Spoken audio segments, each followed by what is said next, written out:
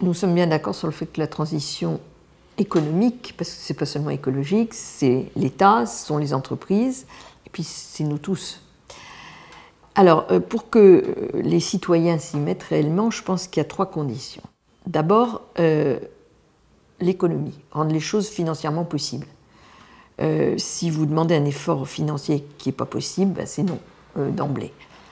Et ce financièrement possible, il passe par une autre politique des prix et par le fait d'intégrer dans le prix le coût pour la société de tel ou tel produit. Vous devez payer moins cher un produit fabriqué à partir de l'économie circulaire, par exemple, qu'à partir de la matière première. Deuxièmement, c'est la technique. Il faut que ce soit pratique. Si c'est trop compliqué, si c'est pas aisé d'accès, c'est non. Exemple, aujourd'hui vous avez un gros développement de l'énergie locale et de la production énergétique par nos concitoyens, en particulier à la campagne, où c'est quand même beaucoup plus facile qu'en ville.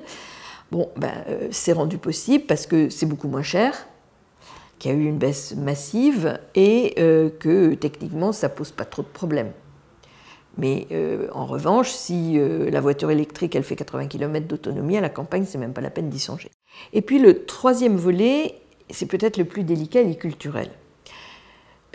Nous avons, pendant très longtemps, été représentés, nous les écologistes, comme des gens catastrophistes, empêcheurs de tourner en rond, punitifs, qui voulaient faire payer plus cher, etc. Nous avons été en avance, et donc le pourquoi n'était pas partagé. Pourquoi faire tout ça?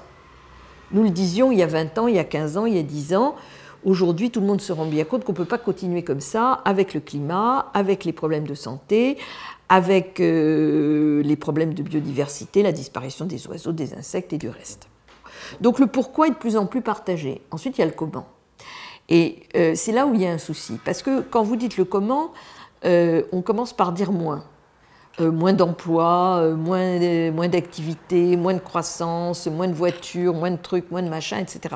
Ça ne donne pas vraiment envie. Or, pour moi, il n'y a pas de moins.